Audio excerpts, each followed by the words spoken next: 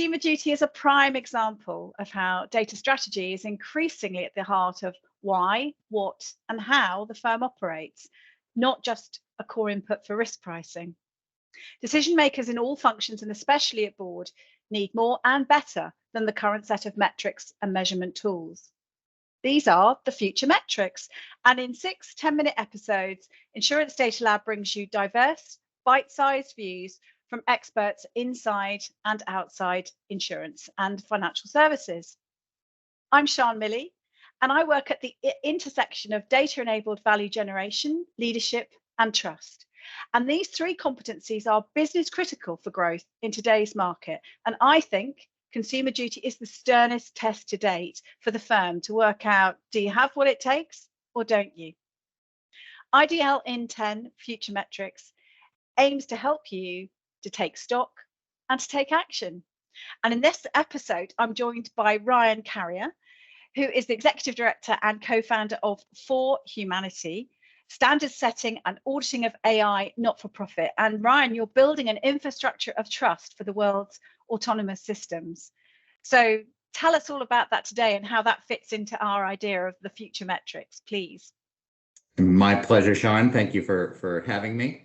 So ForHumanity is focused on this concept of independent audit of AI systems for a very simple reason. These tools, and we define this world as AI, algorithmic, and autonomous systems, has gone largely ungoverned since their existence. And I come from a 25-year background in finance, which is obviously, like the insurance industry, heavily regulated. And therefore, we're used to these governance systems. And so it's kind of an unusual thing to see this wild west of technology. And so that's why I ended my 25-year finance career to move into this space in 2016 to try to bring some governance, oversight, and accountability to the process. Now, the world is catching up with that, and primarily with GDPR and now the EU AI Act providing regulatory governance and oversight to this space, whether it's from a data perspective or from how these tools are built. We look at it, ForHumanity thinks about risk in 5 different ways: ethics, bias, privacy, trust, and cybersecurity. And for us, that's a holistic lens at looking at risk or negative impacts and harms to humans. We're a nonprofit public charity, as you mentioned, so we're focused on these risks and harms to persons, but a lot of those risks and harms aggregate right back up to the corporation, and therefore from an insurance perspective to liability and risk for the insurance provider. And so what we are aiming to do is bring transparency and governance and oversight to this process through the use of independent audit of AI systems. And in independent audit of AI systems, we provide very specific binary rules. And when we say binary, we mean that a third-party risk assessor can say compliant or non-compliant without doubt, without question, without a gray area. And so now once you look and use ForHumanity certification schemes, what you get is 100, 200, 300 different rules. For GDPR, it's 258. We've submitted them to the UK government for their approval. In the case of the EU AI Act, it's still being passed, it's still being finalized, but we've already established a huge set of rules that will help any entity, a provider of an AI, a deployer of an AI, an insurer of either of those 2 groups, to basically know if the body that they're insuring has abided by a whole set of controls and risk treatments and risk mitigations. And if they have done that, then they've obviously reduced the liability or exposure to non-compliance, if you will, or really to risk to humans. And so we really feel that this is a great tool, a great way for insurance companies to be able to quantify the risks that they're exposed to. For AI providers or deployers of AI, and this is a big change in the law in the last 6 months of amendments. Previously, this was an AI provider law. They have changed in the last 6 months to balance it between providers and deployers of AI, because a lot of these tools are context driven. And so now what we have is a process to evaluate both providers and deployers and their ability to comply with the very rigorous and detailed set of rules that are embedded in the EU AI Act, translating key words like data management and governance, authenticity, provenance, relevancy, representativeness, accuracy. We go through the whole, what does sufficient monitoring look like? What does having a robust process for decommissioning these tools look like? ForHumanity has drafted all of these rules, and they're available for everyone to use. We want you to use them. And we think they can be very helpful to figuring out how to manage risks in your exposures to this broad world, ever-changing world, dynamic world of AI, algorithmic, and autonomous systems. The process that we go through is transparent and crowdsourced. And everyone who's using these tools as well, there's a humility here of what we've done. We've worked for 2 hours every week on the EU AI Act for 114 straight weeks. So there's a lot of work here, but at the same time, we're not trying to tell you these are the rules perfectly. We say this is what our best efforts are at understanding how they might be interpreted or what the intent of Parliament or the Council of Europe is in putting these in place.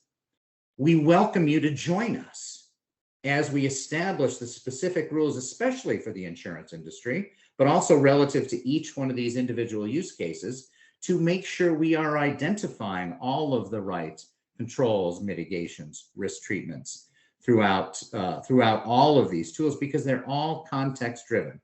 How an automated employment decision tool is used is going to be very different than a biometric identification of natural persons in a public train station.